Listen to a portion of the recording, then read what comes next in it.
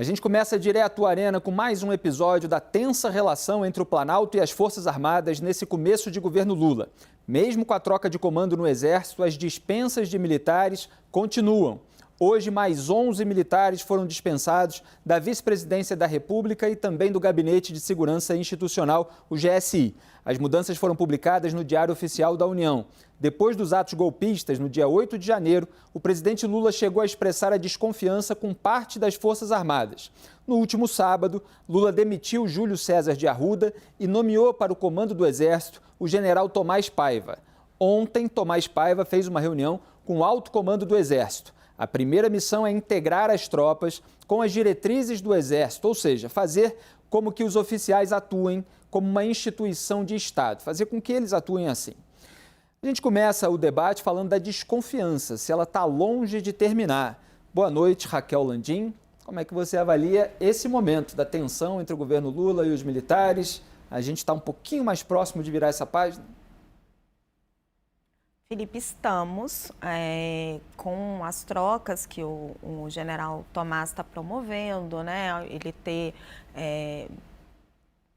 se movimentado para fazer com que o coronel Cid, que se tornou o pivô aí desta briga, pedisse essa dispensa e com todas essas movimentações que estão sendo feitas, mas é um processo lento. A gente vê que as dispensas estão sendo feitas pouco a pouco, precisa haver uma acomodação e foi um processo de desgaste nessa relação entre o petismo e as Forças Armadas que vem de um longo tempo, né, já ali do governo Dilma, e foi um processo de bolsonarização das forças que também veio de bastante tempo, né, que tem o seu ápice, que a gente já comentou aqui, na não punição do general Pazuello.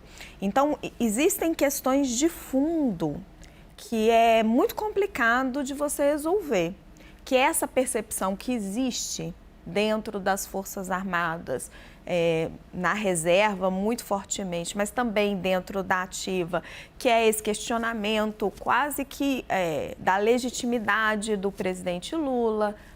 O ladrão está governando o país, como pode esse tipo de coisa? Então, existem questões muito profundas envolvendo esse embate. Então, depois dos acontecimentos de 8 de janeiro, dos atos golpistas que a gente assistiu, o governo ganhou muita força para entrar mais fortemente nesse processo de despolitização das forças que vai precisar acontecer.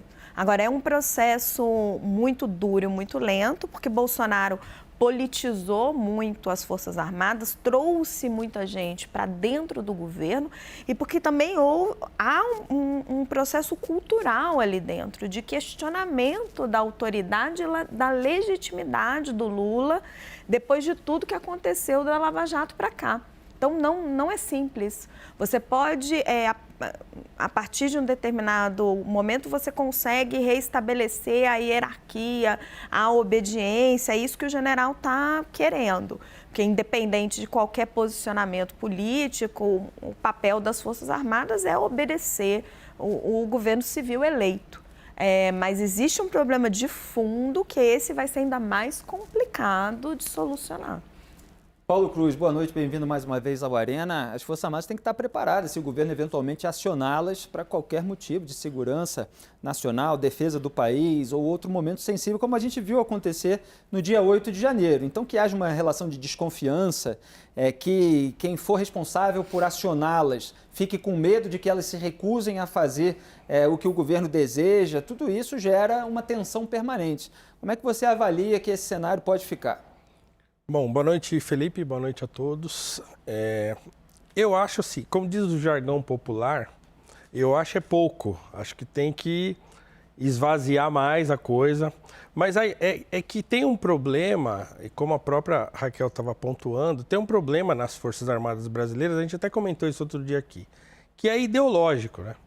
Então, as Forças Armadas se veem como um grande bastião da moralidade brasileira, que gozam de um prestígio quase absoluto da sociedade e tal. Não é ruim que isso exista entre os brasileiros. O problema é as próprias Forças Armadas se verem assim e fazerem disso uma bandeira como se eles fossem os fiadores da democracia brasileira. E esse é o erro. Então, quer dizer, eu acho que precisa haver não só uma limpeza do governo, né, dos militares, mas também uma limpeza na cabeça dos militares, na mentalidade que eles têm de achar que eles são os responsáveis por manter a democracia em funcionamento. Né? É aquela tese do poder moderador, que não é verdadeira. Exatamente. Eles se veem assim, ainda que a Constituição não lhes outorgue esse direito, mas eles se veem assim. E todo aquele discurso do Bolsonaro, que deu muita força a eles durante o seu governo, porque o Bolsonaro também se vê assim como um militar, ainda que muito do mequetrefe, mas ele se vê assim também. Ele se investe não só dessa autoridade, mas desse prestígio. E aí isso ficou muito exacerbado, né? Durante o governo dele, as Forças Armadas foram anabolizadas com esse discurso e eu acho que vai demorar um pouco para eles se livrarem. Eu acho que precisa de um conjunto de generais, lá, de gente de alta patente dentro das Forças Armadas que agora façam um trabalho de deseducação, né, nesse sentido, para fazer com que os militares desistam desse papel que não é deles. Eles são uma instituição de Estado, eles têm que obedecer, como a Raquel muito bem pontuou, o poder civil. Só uma pontuação rápida, um exemplo, né? De ontem à noite no WW, eu e o Felipe estávamos participando junto com o William Vac e o general da reserva hoje, Fernando Azevedo, ex-ministro da Defesa, um militar muito ponderado, muito respeitado, ele fez um comentário dizendo: até agora ninguém elogiou as Forças Armadas por não terem aderido ao golpismo, no que o Felipe muito bem ponderou. Na hora falou: general, as Forças Armadas não têm que ser elogiadas por seguirem a democracia. Mas mostrava, não fazem mais que a obrigação. Mas mostrava muito da percepção, e aqui sem nenhum demérito ao general, que é muito respeitado e estava ali como nosso convidado, mas mostrava muito essa percepção, que é a percepção dele, que é essa que você estava expondo, e que se reflete muito dentro das Forças Armadas. É uma mentalidade, né? Então, é isso que tem que mudar, eu acho. Acho que o mais importante de tudo, daqui para frente, é tentar desfazer essa imagem, não assim, transformando numa imagem ruim, mas colocando essa imagem onde ela deve estar, né? Nós somos uma instituição de Estado, nós obedecemos o poder civil, né? Nós temos uma importância para o país? Temos, mas a nossa importância está circunscrita a essa obediência ao poder civil, porque nós vivemos numa democracia representativa civil, numa república, é isso. Então eles têm que obedecer. Não podem ficar com essa ideia de que só eles são capazes de manter a democracia em funcionamento. Então, como diz o ditado, mais um, cada macaco no seu galho, e aí a gente vai conduzindo o país de maneira mais... Para gerar esse efeito dominó lá dentro, precisa de exemplo de liderança, Exatamente. De sensatez, de alguém que tenha um discurso interno bastante eficaz. Sambrana, eu pergunto em relação aos negócios, já que é a sua área. Essa tensão entre governo e Forças Armadas prejudica de alguma maneira esse ambiente de investimentos? Porque a gente vê muitas vezes questões que aparentemente...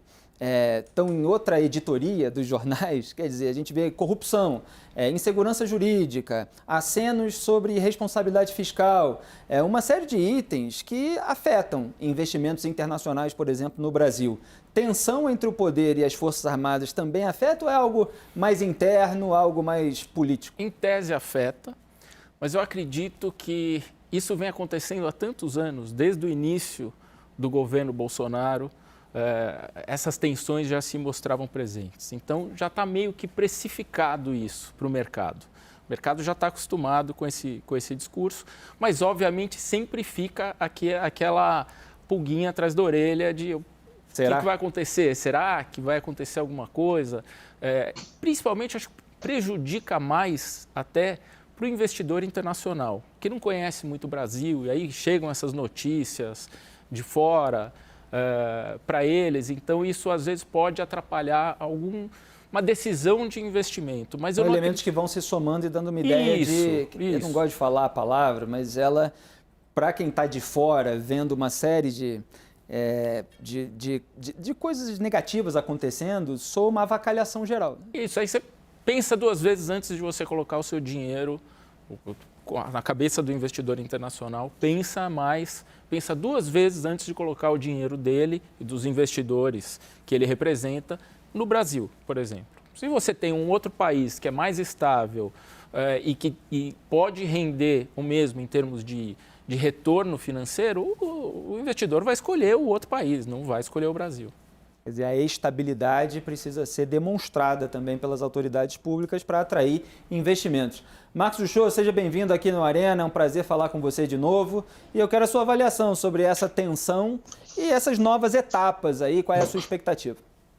Eu vou começar pelo que o Zambrano estava falando, que a parte internacional claramente não apoiava, né, em nenhum momento qualquer aventura militar do Bolsonaro, ou da própria das Forças Armadas, se fosse o caso sem o Bolsonaro. Isso o Biden deixou isso bem claro já há 2 anos, né? Isso repetindo, a União Europeia também, a famosa reunião com os embaixadores estrangeiros foi um fiasco em relação a isso, o mundo não estava interessado numa possível força moderadora das Forças Armadas brasileiras para retirar a democracia. Quer dizer, isso ficava muito claro. E eu não vejo, sei lá, eu vejo o lado assim, da onde que eles tiram esse papel moral, porque a verdade é que nos últimos anos as Forças Armadas ficaram desmoralizadas, né?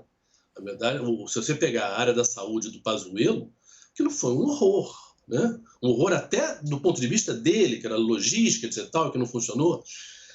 Então, não foi uma boa gestão mesmo, né? Se você pegar os escândalos dos Viagras e das picanhas e aquelas coisas todas, também foi um horror. Para uma instituição séria, que é uma instituição séria, mas que obviamente ficou muito afetada por esses escândalos. Agora, a verdade é que o que a gente está conversando agora, por que a gente está conversando agora?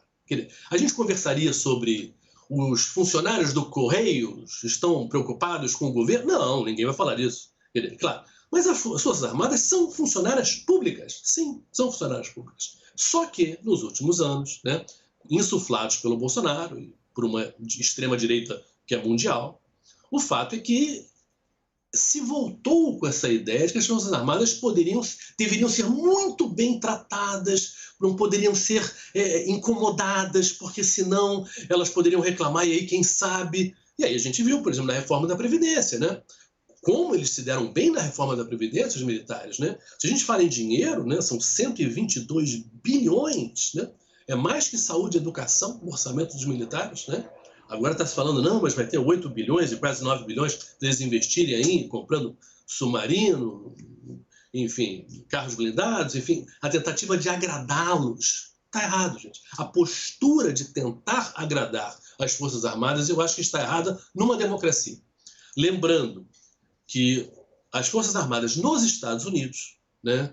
Não sei se vocês se lembram no momento que o Trump ali tentou fazer uma imagem na frente de uma igreja, no meio de um protesto, que ele levou o principal general americano lá. No dia seguinte, esse general pediu desculpa à sociedade, dizendo que estava errado ele estar ali. Esse é o papel dos militares numa democracia. Eles são funcionários importantes, e, claro, no caso de uma guerra, os mais importantes de todos. Estamos vendo aí a Ucrânia o que está passando. Mas o fato é que, numa democracia, essa conversa sobre, olha, será que eles estão incomodados? Está errada. Até lembrando, para finalizar, o Bolsonaro levou entre 6 mil e 8 mil militares diretamente para a máquina administrativa federal. Eu me lembro lá atrás que quando o PT botou 1.500, era 1.600, houve uma grita do aparelhamento do Estado pelo PT. São 6 mil, 8 mil? São 6 mil, 8 mil, que possivelmente, claro que temos pouco competentes, é lógico, mas tem muita gente aí que vai ser substituída. Então, esse pinga-pinga de dispensas, né? Existem essas dispensas ligadas ao 8 de janeiro, é uma coisa, mas depois existirá umas dispensas ligadas a, olha, nós estamos com uma democracia, um governo civil, um governo que está querendo fazer outras coisas com outras pessoas. E, né, civilização vem de civil, né? É bom lembrar. Obrigado, Uchoa. Raquel, o Uchoa citou o caso do general Eduardo Pazuello. A gente lembrou aqui que ele participou de um ato político bolsonarista e ele não foi punido pelo Exército, inclusive houve decretação de sigilo, um desses que está sob avaliação da Controladoria Geral da União. Pode ter sido um mau exemplo, um mau precedente, e outros militares podem ter sentido à vontade para participar de atos políticos, eventualmente até atos que resultaram nessa invasão, nessa depredação. Qual é a expectativa efetiva de punição entre os militares? Porque o Tomás, ele chega no momento em que o governo Lula está cobrando que os militares sejam punidos. E a gente está acostumado a ver em muitos episódios no Brasil, e isso não só nas Forças Armadas, depois de passada a repercussão negativa, passado o desdobramento, tudo vai se cozinhando a banho-maria até as pessoas esquecerem, ninguém cobrar mais aquela punição individual, ainda mais depois de uma ação coletiva em que ninguém sabe exatamente o nome de todos os envolvidos. Será que vai ficar por isso mesmo ou vai ter alguma punição exemplar? Felipe, está sendo prometido à sociedade uma punição exemplar, mas o histórico não é dos mais favoráveis. Neste momento, o general Tomás, ele faz um movimento cauteloso, né? Vamos olhar para os dois principais movimentos que ele fez. Ele impede, o próprio coronel Cid pede para não ser, para ser exonerado do cargo de comandante ali do pelotão em Goiânia, e o outro coronel, comandante, se não me fugiu agora da memória, dentro do Planalto, já ia ser trocado em maio, foi antecipado, se não me engano, também a pedido. Então, ele faz as duas mudanças com delicadeza para tentar diminuir o mal-estar, num momento em que a investigação ainda está em curso. E vale lembrar que o general Arruda, seu antecessor, não queria afastar o coronel Cid. Dizia que não havia motivos para afastá-lo, a despeito dos pedidos do presidente Lula, porque você não podia puni-lo sem uma investigação em curso. Bem, se você tem suspeitas como essas que pairam sobre o coronel Cid, que era o braço direito de Jair Bolsonaro, que está sendo investigado por disseminar fake news na pandemia, acho que nada mais honesto do que você afastar e investigar, e se não houver nada contra ele, retoma. Então, assim... Além de transações financeiras suspeitas. Exato, além das transações financeiras suspeitas de depositar dinheiro vivo para cobrir as despesas da família Bolsonaro. Então, o general Arruda não queria fazer nem isso. Então, o general Tomás vai e faz com que ele se afaste a pedido. Então, você vê o tamanho parece da articulação. Um cristal, né? Aí você imaginando que depois que isso for feito, que essa investigação acontecer, se eventualmente você se estabelecer a culpa, os profissionais da ativa são punidos pelo Tribunal Militar. Aí a gente vai ter que assistir para ver se esse tribunal realmente vai implicar nas penas que seriam devidas. Obrigado, Raquel. E ainda sobre o show, quer complementar? Diga rapidinho. Não, uma coisa grave, né? O Bolsonaro foi punido, o Bolsonaro foi afastado, né? De uma maneira mais delicada, né? Ele também foi saído de certa maneira, mas tem um momento que o Exército tem que se proteger, né? Dos maus elementos.